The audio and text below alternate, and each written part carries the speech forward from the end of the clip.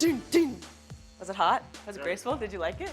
It doesn't matter. It doesn't matter, okay? Because my guest tonight has it on lock. She is my friend, like a big sister, and happens to be one of the biggest superstars in the world. Give it up for my favorite Desi girl, Priyanka Chopra Jonas. What's up? Hi. Thank you so much for being on my show, PC. I miss you so much. We haven't talked in so long. I'm so proud of you. I haven't had the opportunity to, I've texted you and everything, but I'm so proud of you. Look at the you pushing the goalpost, further, and it's so great to see that. Thanks, Benji. You're the best. Benji. Didi. We're already. This is us. Get used to it. As a viewer, this is what you're gonna see for the next. What have you been up to during quarantine? I finished writing a book. I shot 2 movies. I released 2 movies. I moved into a new house. I adopted a new puppy. Most of us are just doing this. Well, you shot movies and released movies. Because most of y'all are doing that, I'm back at work. Somebody's got to make it. You know what? I'm glad that my laziness has helped your career. I'm really glad that. Thank you, darling. Thank you. Have you been binging any shows? Like, have you had time to binge any shows? I have, actually. Come on, that's what everyone's really been doing. I may sound like I've been super productive, but there was a lot of time for binging. I watched, like everybody, Bridgerton, which was a lot of fun. Did you watch it? I watched it in 2 days, the entire thing. Did you? I know you're a married woman, but the Duke. Listen, I can read the menu, don't have to eat from it. So I will do that for you. I heard you were so impressed by the Duke that you may have sent an email to someone. Did my producer tell you this? An email? You? I'm your big sister. I keep my eyes on you. Okay, Didi, I'm sorry. Who did you send the email to? I'm sorry. I said it, I know.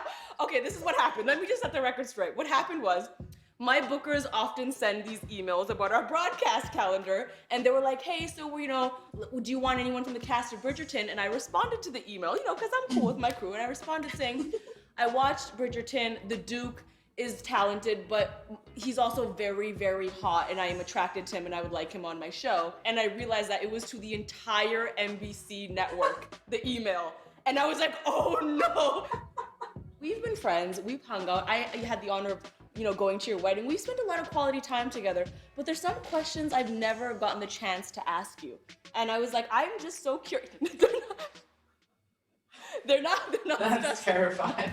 First off, I want to ask, Bollywood or Indian cinema? I know there's some debate over the label. Do you have a preference? Well, Bollywood is the colloquial, more common name for it, but I personally feel it sounds like a Me Too of Hollywood, which is not what the Indian film industry or the Hindi film industry is. There's no place called Bollywood. There's a place, and it says it in big letters, called Hollywood. Bollywood is a fictitious thing. This has been a geography lesson with Priyanka Chopra. I feel strongly about it. There's been a lot of talk recently about just some of the hurdles, like there are hurdles in every industry. In the Hindi film industry, there are some issues of favoritism and people having a hard time breaking through and getting the opportunities because those slots are being taken by family members and friends. Have you experienced anything like that? Yeah, actually I've written about it in my book quite a bit. I was once told, and favoritism, what it does, the terrible thing about that is that it's okay. Everyone wants to take care of their families, right? We all want to, take care of our friends, our families, create opportunities. I want to do it. But I think for people who have, a large table, wouldn't it be better if we just start extending the table instead of just monopolizing it? And that's kind of the thing about favoritism is it lacks giving other people the opportunity to also have a seat at the table. Yeah, and I love what you said so much. It's all about extending the table so that you can take care of your family, you extend the table, and then the people you extend to can also take care of their family, and then the table keeps extending. Every industry has issues. Like, I don't want to at all paint this like, there's only issues in Hindi cinema. Every industry has issues. Have you faced similar issues in Hollywood? Hollywood, my personal experience was not being able to see the parts that I wanted to do written for someone who looked like me. We're 1/5 of the world's population, South Asian people, and Indians, actually. I'm not even counting South Asian. And when you think about English language global entertainment, you don't see a representation of that. You're the first brown late night TV show host.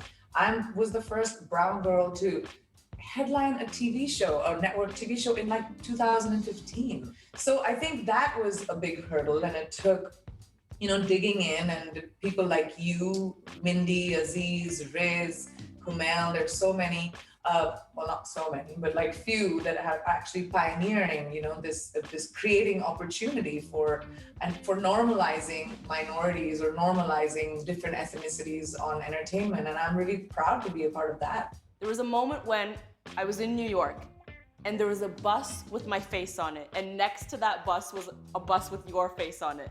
And they were stopped side by side, and Mindy had a billboard in the back. And I remember standing there being like, wow, I have never seen this. And this is so motivating for me because I want to see more of that. You make me so emotional by saying that, because, I wish that when I was in high school as a 14-year-old girl, I would have seen something like that. I feel like we should cry. I want to cry. I feel like crying. It's a proud moment. I know. I'm like, am I gonna cry? Is this mascara waterproof? I'm like trying to go through it in my brain.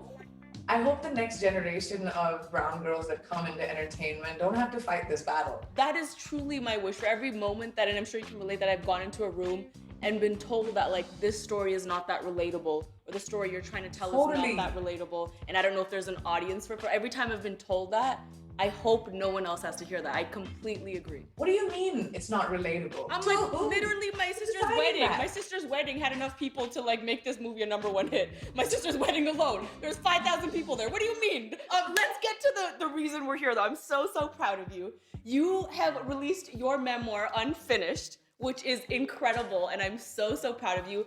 A book is very hard. A memoir is very hard to do. It is funny, it's revealing, and what I'm most taken aback by is I feel like you're a pretty private person generally, but you reveal a lot in this book. So was that horrifying? Yeah, something must have fallen in my head.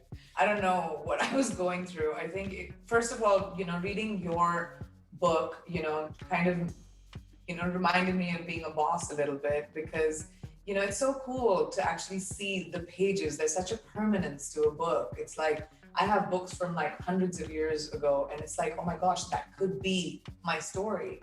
And when I started writing, I always had a writer's block till quarantine. There's a lot of stuff I pulled out of the book because I was like, okay, all right, calm down. This is too much. Like, I'm terrified.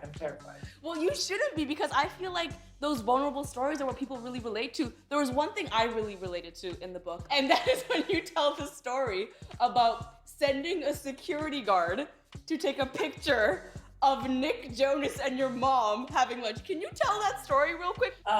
Well, this was Nick's first trip to India, and I was freaking out about that anyway, because he came for 10 days and I was going for work. So I was very curious that either one is going to say something wrong, somebody's going to embarrass somebody. I mean, that's my mom, she doesn't know him, and this is a new boyfriend I've never really, it was just all too much. And they were sitting on Juhu Beach, it was very like a quiet, contained area.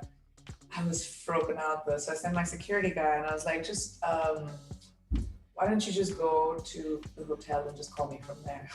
He goes to the hotel and he calls me from there, and I was like, take your camera out and take a picture of where they are and send it to me. And he was like, he didn't ask me any questions. I was like, just take the picture, send it to me now.